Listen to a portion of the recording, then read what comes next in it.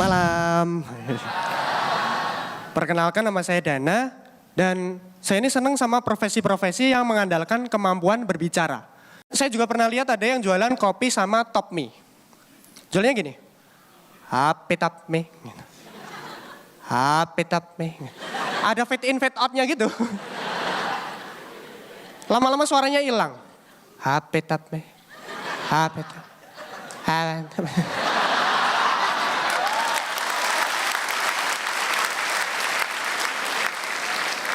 Begitu saya cari-cari ternyata tiba-tiba ada suara di kuping. Mas, kopi mas. Lah bapak ngapain di sini? Dan yang membutuhkan kemampuan berbicara lagi tuh pengisi suara GPS. Pengisi suara GPS itu suaranya harus jelas ya. 10 meter belok kanan gitu ya. Nggak boleh kayak gini. Belok kanan. Apa? Hah? Belok kanan. Hah? Belok kanan bener?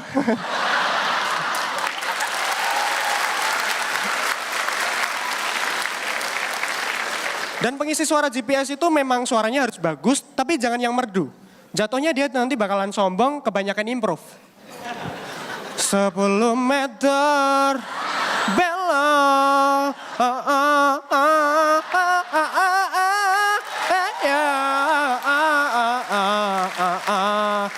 kanan. Udah kelewatan jauh belokannya.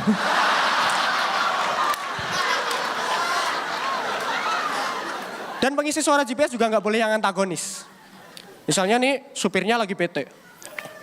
Lagi nyupir gitu langsung, wah GPS-nya lemot nih. GPS-nya baper. Oh gitu ya. 50 meter belok kanan. Yuk sekarang belok kanan. Begitu belok kanan jurang. Wah jurang.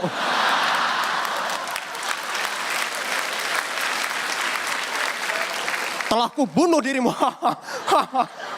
Di tengah-tengah dia jatuh dia baru sadar kalau dia juga ikutan mati ya. Dan yang mengandalkan berbicara lagi adalah guru. Saya pernah punya pengalaman unik dengan guru. Di SMK dulu saya punya guru pemrograman itu dari Korea. Guru pemrograman dari Korea. Yang dari Indonesia aja saya belum tentu ngerti. Ini yang Korea sosok ikutan ngejelasin, ngapain? Dan guru Korea saya itu kalau ngomong tuh ngotot. Begitu ngomong, leher tuh kenceng. Urat keluar semua sini. Saya pernah lihat dia lagi telepon sama keluarganya di Korea. 안녕하세요. 밥도 됐어요. 안녕.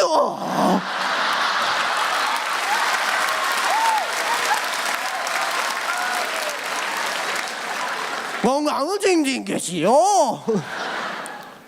Ngomongnya ngotot. Sini sampaikan. Padahal yang diomongin cuma apa coba? Beneran itu artinya gini ya. Assalamualaikum. Bapak udah makan belum? Kesehatanmu loh Pak. Cuma kayak gitu. Ngapain ngotot di sini? Ha? Dan guru saya ini tuh, yang namanya guru itu kan harus bisa mengkomunikasikan materinya dengan baik. Terutama bahasanya harus nyambung dong. Guru saya ini nggak begitu fasih bahasa Indonesia. Apalagi dia itu nggak bisa ngebedain mana mereka, mana kalian. Kan beda ya. Mereka tuh yang jauh di sana, kalau kalian itu yang ada di depan, ya kan? Pernah suatu hari di kelas kita lagi berisik. Wah, guru saya marah. Mereka tidak mendengar. Mereka tidak mau mengerti. Terus ini marah-marah sama siapa? Teman saya sampai tanya loh. Dan marah-marah sama siapa sih? Nggak tahu, kelas sebelah deh kayaknya. Jadi begitu guru saya ini marah-marah nih, saya timpalin. Mereka siapa? Mereka apa? Mereka, itu mereka. Mereka ambil telepon terus, opa, iki lo. Ngadu sama bapaknya. Terima kasih Mas Edan.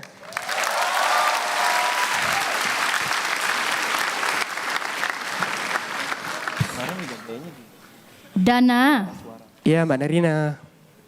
너 왜 그래? 나 한국 사람 좋아요. 진짜야. Yar. Apa? Asyuan. Suka sama materinya, Nirina juga suka dengan cara penyampaiannya, enak. Kalau ini kayaknya di atasnya mengkilap dikit, ada kinclong kayaknya ya. Kinclong deh. Terima kasih Mbak Nirina. Buat kamu. 좋아요, 좋아요.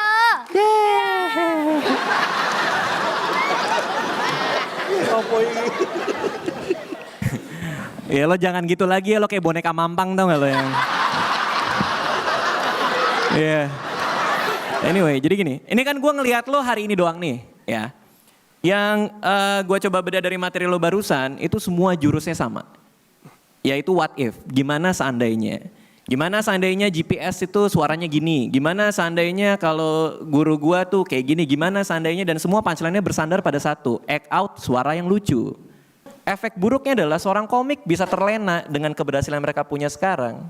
Sehingga mereka akan malas untuk menulis dan lama-lama akan ngeluarin yang itu-itu aja. Karena indikasinya kalau lo pakai ini lagi kemungkinan minggu depan dengan format yang sama nggak sebagus hari ini. Itu aja. Terima kasih Bang Radit. Saya Dana, kalau ada yang pengen lihat saya lagi sama teman-teman di Suci 6 bisa subscribe di YouTube-nya Stand Up Kompas TV. Langsung subscribe aja, klik langsung subscribe. Jangan lupa ya, Stand Up Comedy Indonesia Season 6. Let's make love. Selamat malam Balai Desa. Bukan. Ini saya baru pertama kalinya lihat Mbak Kartika Putri secara langsung. Wah, ternyata cantik banget loh ya. Ini rambutnya indah, wah, wajahnya begitu bercahaya. Kalau di dusun saya ini udah dikerubui laron loh Mbak. Bukan gimana ya, saya tuh jarang-jarang lihat yang cantik-cantik. Saya ini berasal dari sebuah dusun kecil bernama Deresan. Ada yang tahu? Gak ada ya, emang pelosok banget, maaf. Sampai-sampai kalau kalian tanya Google Map, itu Google Map-nya tanya Yahoo. Bingung, dia nggak paham. Apa sih?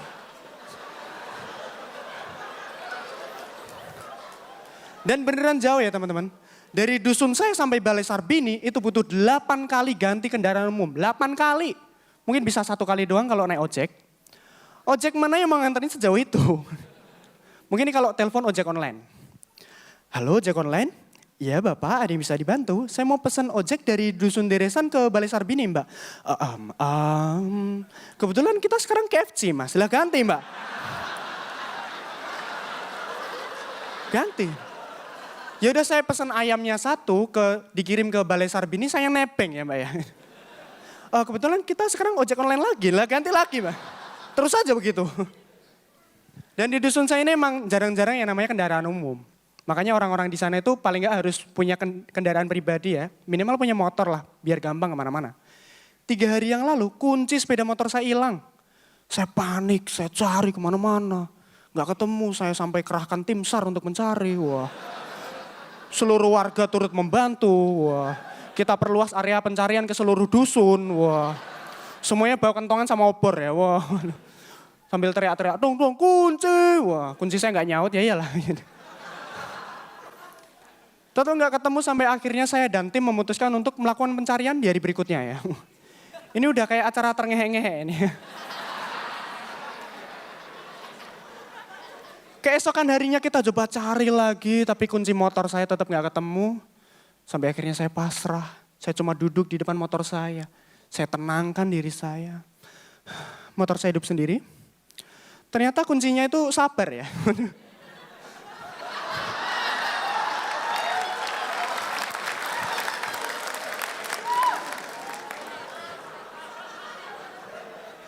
Dan masih banyak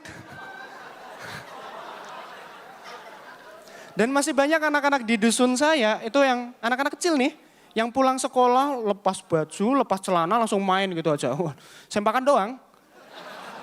Bukan gimana-gimana, kalau anak zaman dulu nggak ada masalah. Kenapa? Soalnya tuh di bagian belakang biasanya ada gambarnya ya. Masih lucu-lucu kalau zaman dulu. Gambarnya Winnie the Pooh, ya. Pororo. Apalagi kesukaan saya tuh Hello Kitty ya. Masih lucu-lucu, nggak kayak anak-anak zaman sekarang. Anak-anak zaman sekarang gambarnya apa coba? Aliando.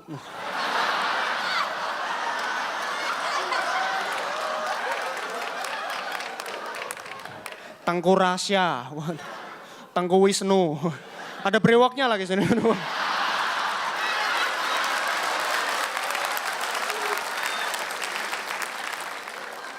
Terus ada yang satu saya lihat nih, waduh. Saya perhatikan kok cuma garis doang ini. Mana garisnya ke samping lagi, ini apa ini? Dan jangan dikira karena saya dari dusun, semua orang-orang di sana tuh namanya Deson-Deson. Enggak semuanya Sukijan, Sumijan, Suciman. Enggak semuanya kayak gitu. Ada satu tetangga saya itu namanya Mas Komet. Beneran ada, namanya Mas Komet. Ini paling nggak enak tuh waktu kondangan. Yang lain datang salaman, Mas Komet datang dari langit nembus atap. Bubar nggak jadi kondangan.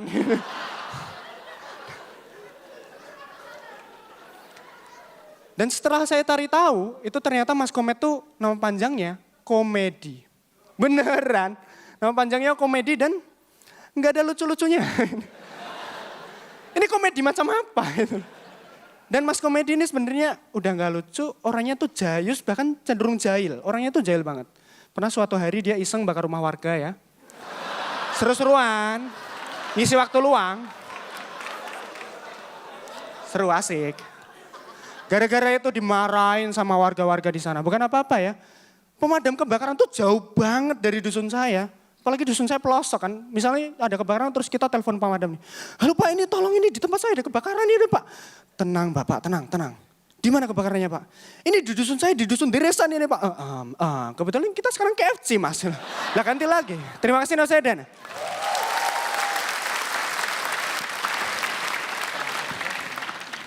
Sadana, Iya Cak Lono. menurut aku untuk ukuran orang desa kamu cukup desa ya. Dan itu berarti sangat mewakili. Mungkin ini bangga sekali sekarang Mas Komedi kalau nonton kamu ya. Ternyata di desanya ada yang lucu juga gitu. Walaupun dia berusaha melucu dengan membakar rumah warga. Hanya untuk iseng gitu ya. Kamu tuh ngeselin lama-lama. Buat aku ini menarik. Menarik kamu sangat sederhana dalam menyampaikan materi-materimu. Materinya juga sederhana. Bahkan terlalu sederhana menurut aku. Layak kamu memang menurut aku untuk mewakili desamu. Ya. Terima kasih Cak Lono. Hati-hati dengan bahasa aja gitu karena kan ini kan kita tayang di TV nasional jadi takutnya nggak tayang malah sayang gitu karena orang pasti pengen nonton penampilan kamu full gitu. Itu aja sih. Ica kali.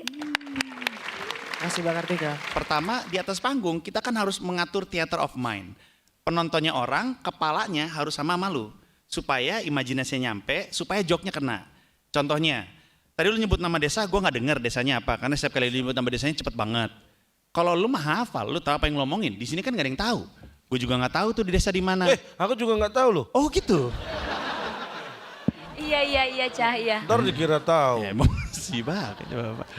Ngaruhnya di mana? Ngaruhnya adalah ketika lu bilang sebuah desa yang kita nggak kenal, lu bilang juga desanya nggak terkenal, nggak dikasih tahu desanya daerahnya di mana, lu bilang 8 kali naik angkot, orang mulai mikir kan, di mana emang posisinya 8 kali naik angkot gitu. Akhirnya orang mikir ke sana, nggak ketemu sama ujung joknya. Terus udah gitu, terus gue setuju artikulasinya nggak jelas, titik dan komanya mesti hati-hati. Orang-orang mesti diajak satu pikiran dulu, baru bisa lempar joknya, baru joknya bisa bekerja. Sukses terus, Sadana. Terima kasih Mas Wandi. Buat teman-teman yang belum subscribe YouTube-nya Kompas TV, YouTube-nya Stand Up Kompas TV, bisa subscribe di sini yang pakai komputer nih ya. Buat yang pakai handphone bisa di sini. Di subscribe ya. Subscribe lah.